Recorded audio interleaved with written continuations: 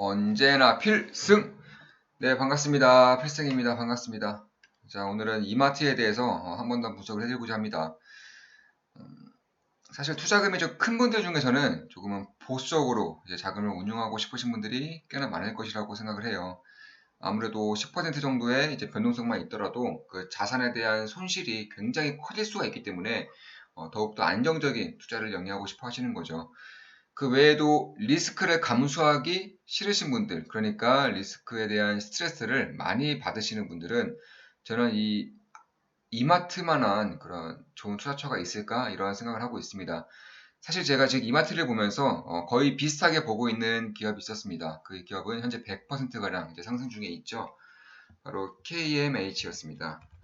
KMH도 제가 말씀드렸을 때 거의 그 누구도 제대로 관심을 가지시는 분들은 별로 없었을 것이라고 생각을 하고 있습니다. 대략 한 5월 달에 5월 15일 부근에 이제 분석을 해드렸고, 그때 5월 15일이 되면서 아무래도 이번에 코비드19 사태로 인해 공기의 질이 상당 기간 동안 좋아질 수밖에 없으며, 또한 이 해외로 나가지 못하는 상황이 연속될 것이기 때문에 국내 골프장에 대한 수요도가 상당히 상승할 수 있다.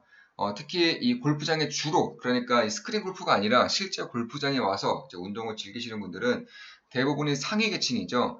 이 상위 계층은 부익부, 빈익빈 현상이 심화될수록 오히려 더욱더 자산을 늘리는 그런 경향이 있습니다.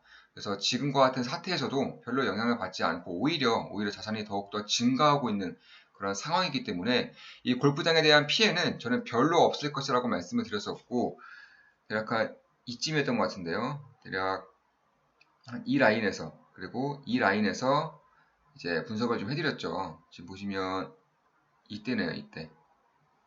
이 라인에서 분석을 해드렸고, 지금 대략 한 100%가량 이제 상승을 했습니다. 특히 최근 들어서 이쪽에 대한 실적이 발표가 되었죠. 굉장히 잘 나오고 있습니다. 뭐 당연히 잘 나올 수밖에 없었을 것이라고 보고 있죠. 그래서 이러한 것처럼 지금 KMH가 굉장히 안정적인 자리였습니다. 이때가.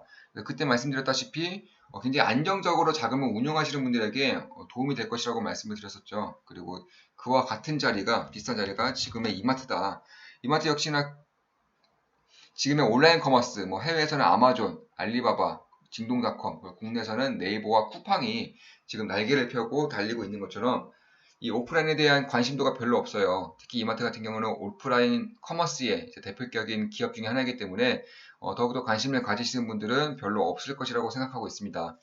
다만 제가 이때도 말씀드렸고요. 이때도 한번 분석해드렸죠. 이날도 분석해드렸고 지금 대략 한 3%가량 상승 중에 있는데 3% 이상 상승 중에 있는데 결국 굉장히 안정적인 자리가 아닐까, 추세를 바뀌어낼 수 있는 그런 절호의 찬스가 지금 오고 있는 것이 아닐까, 저는 이렇게 보고 있습니다. 그럼 그 이유에 대해서 말씀을 드리겠습니다. 그 대략적인 부분은 전 영상에서 말씀을 드렸으니까 이번에는 실적 위주로, 이번에 실적 발표가 되었기 때문에 실적 위주로 이제 말씀을 드리도록 하겠습니다. 자, 먼저 실적이 꽤나 잘 나왔죠. 일단 매출액이 전년 대비해서 오히려 더 상승했어요. 그러니까 오프라인 커머스에 대한 부진이 지속됨에도 불구하고 이마트는 오히려 매출액이 상승했다는 겁니다. 대략 13%가량 13.2% 상승했고요. 5조가 넘습니다. 매출액이 5조가 넘죠. 영업이익은 역시나 적자를 냈지만 그럼에도 불구하고 이 컨센서스 대비, 그러니까 애널리스트들이 파악을 했던 그런 실적에 대비해서는 훨씬 더 양호한 그런 적자를 냈습니다. 양호한 적자가 어떤 뜻인지는 감이 잘 안 오시겠지만 결국 이 시장이라는 것은, 이 주식시장이라는 것은 심리가 다예요. 그러니까 심리보다 좋으면 적자나든 아니면 뭐 실적이 낮게 나오든 상관이 없습니다. 심리보다 좋으면 주가는 상승하는 것이고, 실적이 아무리 잘 나와도 시장에서 예상하고 있던 바보다 더욱더 적게 나오면 주가는 급락하는 거죠. 그래서 성장주가 실적이 안 나왔을 때 10%에서 20% 이상의 하락이 나오는 경우도 심심치 않게 볼 수가 있는 겁니다. 이런 부분을 봤을 때 특히 당기순이익은 뭐 3천억 이상 나왔죠. 아무래도 주요 자산군들을 지금 다 매각하고 있기 때문에 당기순이익은 일회성 자산이라고, 일회성 실적이라고 생각하시면 될 것 같습니다. 결국 이마트 같은 경우는 지금 뭐 대부분의 이제 집을 가지고 계신 분들은 공감할 거예요. 이 부동산에 대한 세금이 정말 강력하게 붙고 있죠. 이마트도 부동산 부자 기업이죠. 어쩔 수 없습니다. 그래서 부동산 세금만 800억 이상이 나온다고 합니다. 이마트가 내는 세금이 800억 이상입니다. 분기마다. 그래서 그런 것을 봤을 때 결국 뭐 엄청나게 선방한 거죠. 영업이익 측면에서도 이제 흑자를 이제 냈을 것이다. 만약에 부동산 세금이 없었다면 냈을 것이다. 이렇게 보고 있는 것이 좀 타당하다고 보고 있습니다. 그 전에 말씀드렸던 것처럼 이마트는 이 브랜드가 있어요. 브랜드.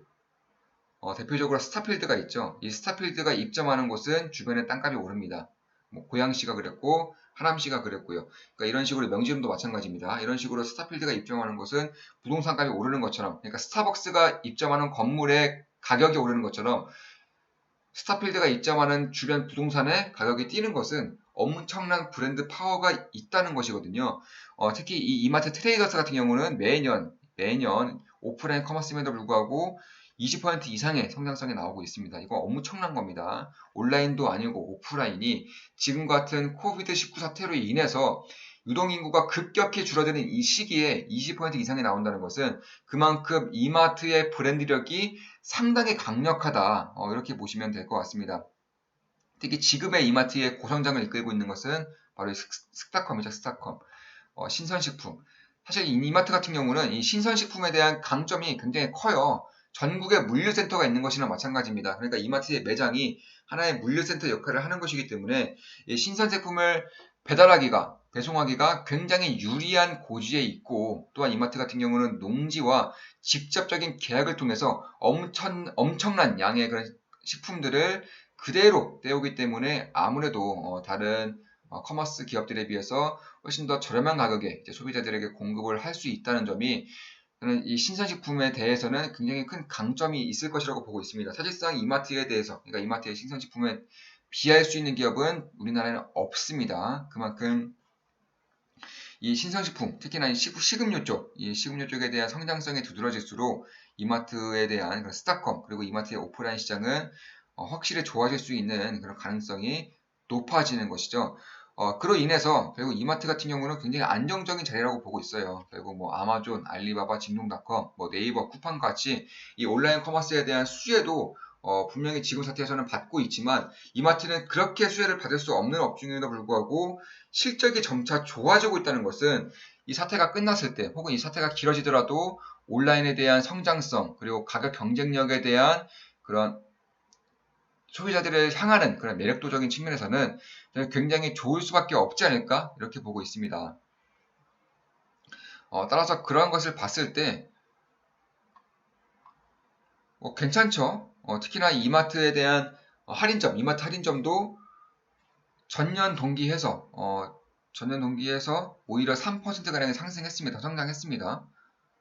그러니까 이마트의 그 주요 제품들, 그러니까 주요 사업 BM, 그러니까 사업 현황들이 다 좋다는 거예요. 이마트 오프라인점, 그러니까 이마트 할인점, 이마트 전문점, 스타컴, 트레이더스, 스타필드, 이 이마트를 이루고 있는 전체적인 핵심들이 골고루 성장을 하고 있다는 거죠. 그럼에도 불구하고 주가는 현재 엄청난 저가 상황이기 때문에 이런 부분을 봤을 때 뭐 괜찮다고 이제 볼 수 있다 이렇게 보시면 될 것 같아요. 특히 시가총액 대비해서 이제 3조 3천억 원, 3조 3천억 원인데 지금 매출액을 보시면 뭐 21조죠. 21조에다가 지금 올해 들어서 다시금 이제 흑자를 이제 키워갈 수 있는 그런 모멘텀이 점차 만들어지고 있다는 점이 사실 이러한 부분을 봤을 때 성장하는 유통업이라면 주가에 대한 리레이팅이 있을 가능성이 굉장히 높다. 저는 개인적으로는 그렇게 보고 있습니다. 그래서 이번에 온라인 커머스에 대한 공격이 다시금 이마트를 통해서 시작할 수 있다는 점, 그리고 식품 쪽, 특히 스타컴과 트레이더스, 아니면 여러 PB 상품들, 아니면 여러 피코크와 같은 이런 가공식품들, HMR 시장도 점차 강해지고 있기 때문에 이런 부분을 봤을 때 실적 턴어라운드가 이루어질 수 있는 그런 강력한 모멘텀이 저는 점차 다가오고 있다고 보고 있습니다. 따라서 제 모든 영상은 매도 추천은 아니지만 결국 이러한 부분을 봤을 때 특히 이 한국뿐만 아니라 지금 베트남에서도 영업이익이 100억이 넘을 것이라는 그런 전망이 있어요. 결국 이 베트남에 딱 1호점이 있습니다. 1호점. 딱 1호점이 있고 2호점은 지금 닫은 상황입니다. 2호점은 코비드19 사태로 인해서 지금 아웃된 상황인데 이것도 결국 언젠가는 이제 풀린다는 점을 봤을 때 베트남 시장에 대한 그런 성장성이 굉장히 뛰어나게 이제 발휘가 되고 있습니다. 그래서 이러한 부분을 봤을 때 결국